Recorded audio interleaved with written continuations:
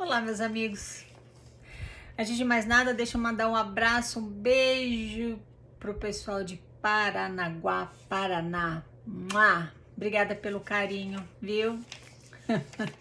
Deixa eu te falar, você que manda a tua história para mim, mesmo que você não receba uma resposta minha, eu quero que você saiba que eu tenho, tá? Menos que você tenha mandado errado, mas se você mandou o e-mail direitinho do jeito que tá na descrição do vídeo, com certeza eu recebo. Se você quiser que eu te mande uma confirmação dizendo que eu recebi, fala no comecinho do e-mail, que daí eu já te respondo dizendo que eu recebi, tá? Eu sempre uso como título do vídeo alguma frase da tua história, viu? Então fica de olho, você que mandou já há algum tempo e eu ainda não li aqui, fica de olho nos títulos, tá? Que vai ser uma frase da tua própria história que eu uso como título, tá bom?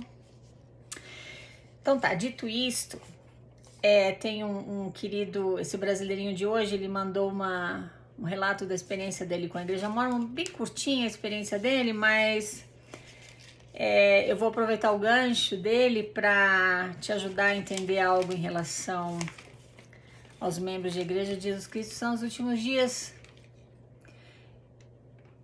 E vou dividir contigo algo que vai explicar a atitude prepotente que a grande maioria deles tem em relação a possuírem a verdade, tá? Então ele fala o seguinte: vou contar um pouco da minha história de como conheci a Igreja Mórmon. No final de abril do ano passado, conheci uma dupla de missionários através de uma página da igreja no Face. Não demorou muito, eles me deram um livro de Mórmon. Sou de uma cidade do interior de Pernambuco. Fui então visitar a capela em uma reunião de testemunho. Tudo aquilo me pareceu acolhedor. Como eu estava passando, presta atenção aqui. Como eu estava passando por uma fase de solidão emocional, os elders conseguiram me convencer facilmente do batismo. No próximo domingo, eu fui batizado nas águas. No entanto, eu ainda carregava em mim crenças espiritualistas, pois antes tinha passado pelo espiritismo e umbanda. Um mês após meu batismo, fui chamado para conversar com o presidente do ramo para ser preparado para receber o sacerdócio. Olha só isso aqui. Ai, meu Deus. Foram várias entrevistas, mas nunca recebi o sacerdócio, pois eu era considerado indigno só porque pratico masturbação. Fiz muitos amigos na igreja. Confesso que são pessoas amáveis, mas não concordo com a doutrina, que não é verdadeira como eles ensinam. No domingo de Páscoa, comuniquei ao presidente que estava deixando a igreja, e ele até que não me tratou mal na conversa, mas percebi o desprezo dele. Mantenha isso em mente, tá? Agora me sinto livre de um peso que se chama mormonismo. Retornei para um terreiro de Umbanda, onde já fiz parte há um tempo atrás. Ao menos na Umbanda não ficam dizendo que é a única religião verdadeira do mundo. Lá eu sou livre para viver minha sexualidade em toda a plenitude. Também não sou obrigado a pagar o dízimo todos os meses. Lá as pessoas dão o que têm condições e se não puderem contribuir, são tratadas de forma igual. Um abraço, querida Vânia. Eu amo esse seu jeito engraçado e principalmente a coragem em bater de frente com situações como essa. Um beijo. Um beijo para você, viu, meu querido?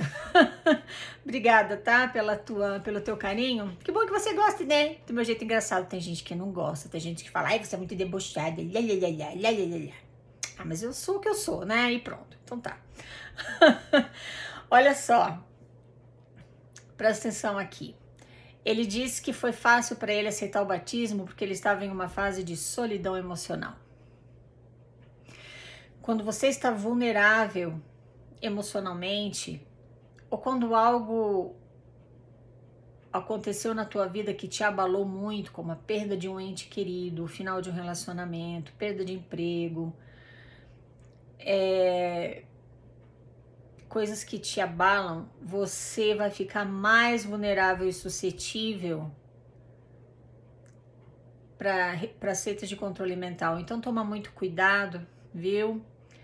Procura algo que te faça bem. Ele foi esperto. Ele diz aqui que foi fácil para os missionários convencerem ele do batismo, porque ele estava nessa fase, né? De solidão emocional. Desculpa. Mas, mesmo assim, ele ficou de olho. No começo ele gostou, ele disse que achou aquilo tudo muito acolhedor, a maneira como ele foi recebido na igreja.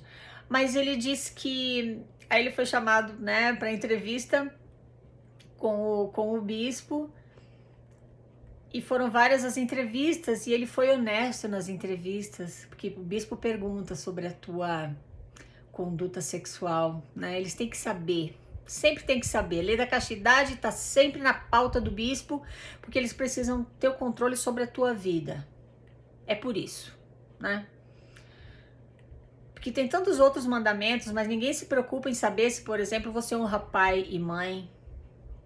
Ah, mas a lei da castidade, opa, entendeu? Então ele foi honesto nas entrevistas e falou sim, eu me masturbo. Que bom, né? Ele é honesto, ele é um brasileirinho bem honesto, né?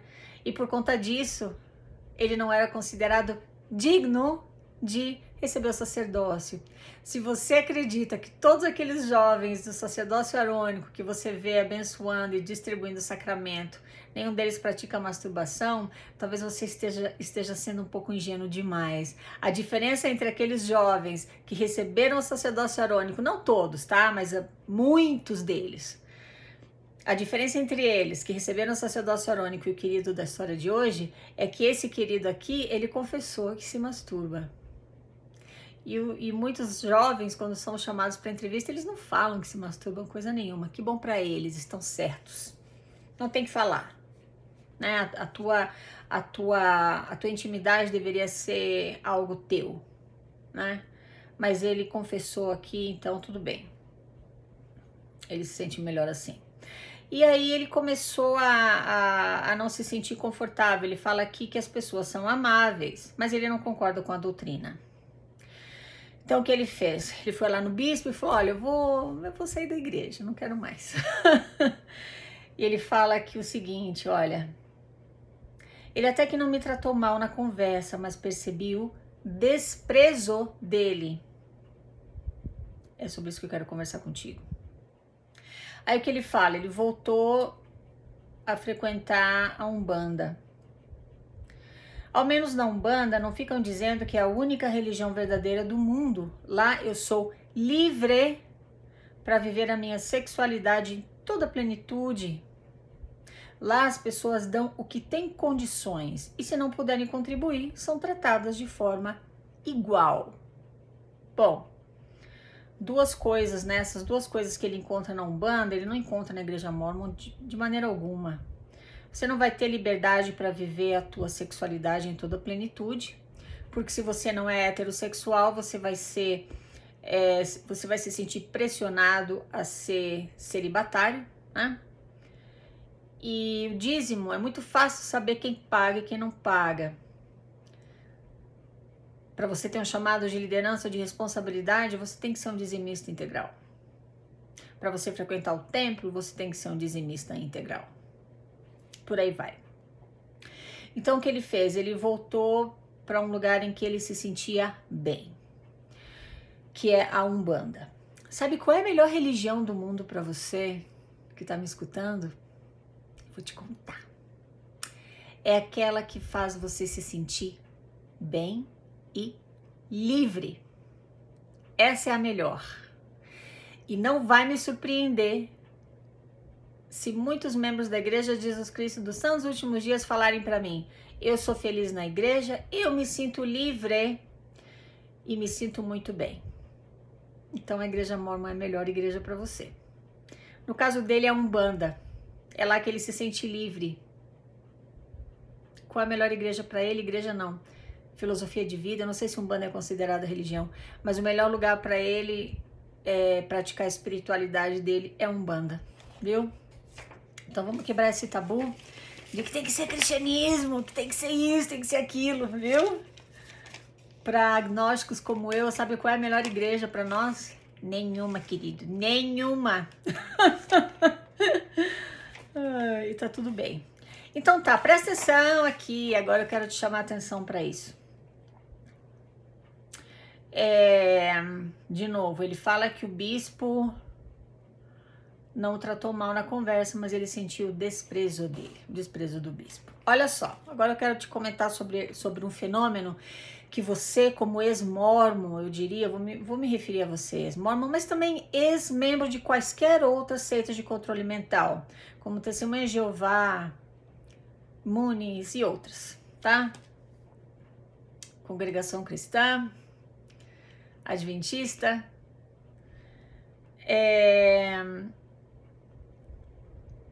você que fez parte dessas religiões e saiu, muito provavelmente você sentiu um impacto social. O impacto social nas Testemunhas de Jeová é inegável, porque quando alguém, rompe com aquelas crenças, os membros são impedidos de se comunicar e ter um relacionamento com aquela pessoa que saiu da igreja, tá? Na igreja Mórmon, isso acontece de forma mais velada, mais discreta, né? Porque você aprende lá dentro que você precisa tomar cuidado com as pessoas do mundo, você tem que ficar firme na tua fé, tem que ter teu testemunho forte, cuidado com as influências de outras pessoas, cuidado com os apóstatas, porque eles vão te influenciar pro mal. Aí é onde surge essa prepotência. Vamos entender melhor sobre isso? Para a gente poder saber como lidar com essas pessoas que são fanáticas. Porque uma pessoa que pratica religiosidade, mas ela não é fanática, isso aqui não se aplica a ela. Tem pessoas que frequentam seitas de controle mental e não são fanáticas? Tem. Porque se não tivesse, eu teria perdido todas as minhas amizades na igreja quando eu saí. Eu perdi só as amizades daquelas pessoas que são fanáticas. Tá? Para isso eu vou te dar 2 exemplos aqui, que de vez em quando surgem umas pérolas aqui, né, no canal, alguns comentários de membros da igreja, membros ativos. E eu vou citar o nome deles porque o nome deles está aí para você ver. Tá publicado na internet, aí no YouTube, né? Então, essas 2 pessoinhas comentaram dentro daquele vídeo que eu comentaram naquele vídeo intitulado Dentro dos Templos Mórmons, em que eu explico para você exatamente o que acontece dentro dos templos de Igreja de Jesus Cristo dos Santos Últimos Dias. Esse aqui, o nome dele é Velber Lopes Amarante 4053. Ele fala o seguinte: você só falou besteira. Você vai ter que encarar Deus. E você vai ver Satanás rir de você e te dizer, te peguei. Ai, judiação, né? A maneira como ele pensa é muito triste, porque provavelmente é isso que prende ele. Em poucas palavras, ele dividiu comigo aqui, o que prende ele é a igreja. Ou seja, a falta de conhecimento que ele tem em relação à própria igreja, em relação à própria religião, porque as coisas que eu falei que acontecem dentro dos templos são coisas que eu vivenciei, então eu não tô mentindo. Ele fala que eu só falei besteira e que eu vou ter que encarar Deus e ver Satanás rir de mim e dizer, te peguei. Muito provavelmente ele é um membro da igreja preso pelo medo. Segunda pérola que eu quero dividir contigo, o nome dela é Kênia Souza 5898. No mesmo vídeo ela fala o seguinte: estou indignada com esta pessoa, coitada dela. Vou ao templo todas as semanas e tudo que ela fala é blasfêmia. Tenho pena dela. Bom, essa querida, ela revela aqui para mim nessas poucas palavras que ela fica na igreja porque ela se sente melhor do que as outras pessoas. Isso para ela é maravilhoso. Faz bem pro ego dela. Ela me chama de coitada e ela diz que tem pena de mim. Presta atenção aqui comigo. Eu estava escutando esse podcast semana passada, que não tinha nada a ver com religião, mas nem lembro qual era o assunto agora. Mas entrou este psicólogo, eu acho que ele é psicólogo, agora não lembro. E ele falou algo que eu achei extremamente interessante. Desculpa, eu também não lembro o nome dele, tá? Eu devia ter anotado. O primeiro nome dele é John. E ele conhece o trabalho de Steven Hassan, aquele maravilhoso psicólogo que é especialista em seitas de controle mental. Então, por isso eu confio muito no que esse outro psicólogo falou, e eu pude conferir que é verdade pela experiência que eu tive como membro da igreja. Ele fala o seguinte: o que atrai pessoas para seitas extremistas? A Igreja Mormon é uma seita extremista, dentre outras. São duas coisas: a grandiosidade e a constrição. Presta atenção comigo aqui. Tô te dando ferramentas para você lidar com membros da igreja, tá? Aqueles que são fanáticos. Como esses dois que fizeram os comentários aqui no vídeo. O Wilber e a Kênia. Bom, ele fala o seguinte: quando você encontra algo que te faz sentir que você tem alguma coisa a ganhar, que você vai se tornar uma pessoa melhor, que você vai prosperar, que você vai encontrar o caminho para chegar a Deus. Isso tudo é a grandiosidade que aquela seita te oferece. Você passa a se considerar privilegiado, especial, escolhido. Olha como é que isso acontece. O que você tem a ganhar quando você encontra uma seita extremista como a Igreja de Jesus Cristo dos Santos dos Últimos Dias? Bom, você quer viver com a tua família para sempre? Você quer ter uma família eterna? Você quer ser abençoado e prosperar? Este aqui é o caminho que vai te levar de volta à presença de Deus. Este aqui é o único caminho que vai te levar de volta à presença de Deus. Aí você entra no templo. Você vai ser uma rainha e uma sacerdotisa ao lado do teu marido. O teu marido, ele vai ser como é que fala?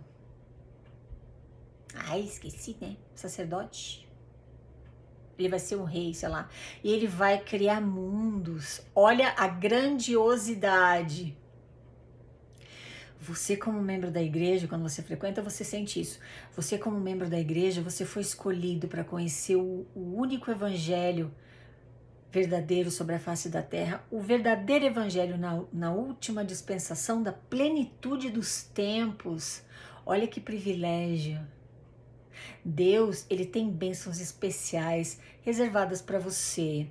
Tudo isso está dentro da grandiosidade. Você se sente grata ou grato, você se sente privilegiado. Eu me sentia assim.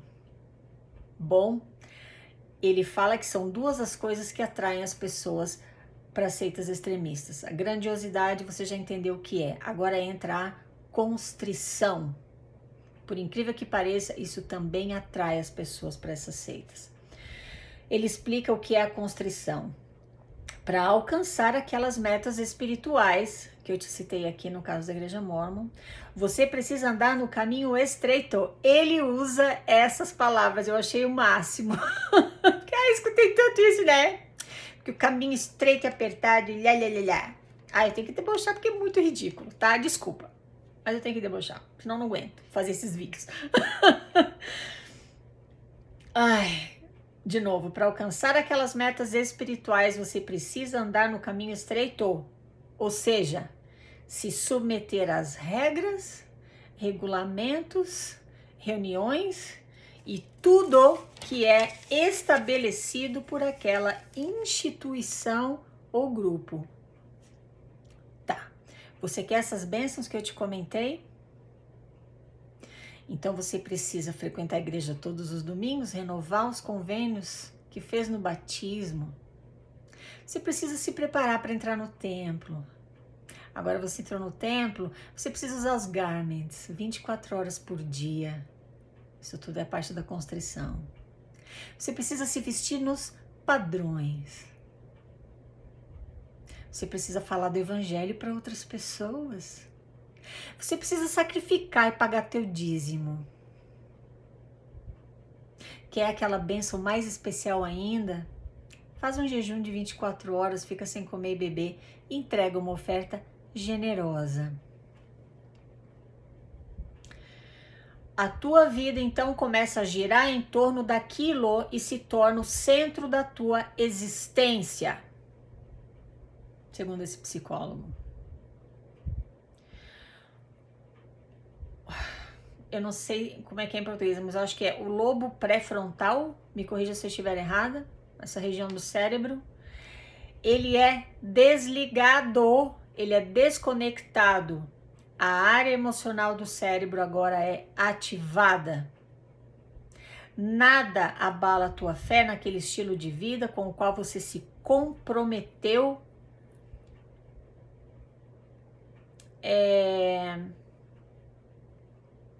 Ai, desculpa, né? Com o qual você se comprometeu. Primeiro você entra pela grandiosidade. Agora você descobre que você vai viver padrões que pessoas do mundo não vivem. Elas não sacrificam.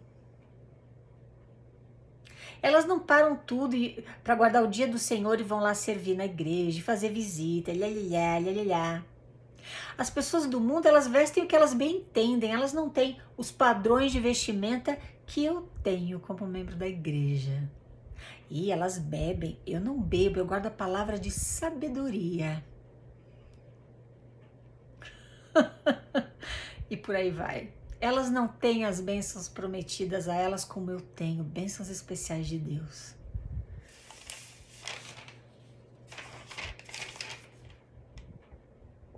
De novo o que o Weber falou.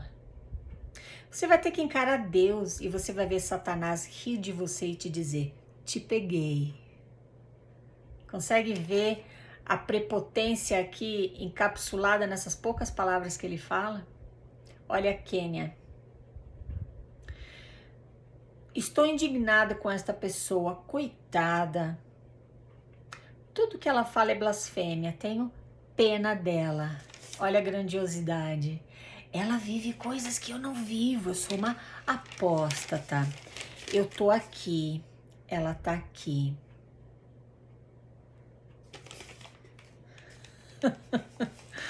Ai, meu Deus.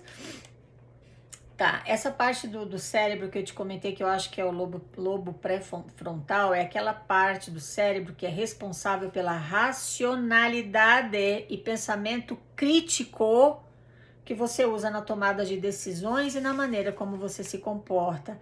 Quando você cai na armadilha da grandiosidade, constrição que as seitas usam para te atrair e te reter, o teu cérebro, essa parte racional, ela desliga. Agora você trabalha só com a parte emocional.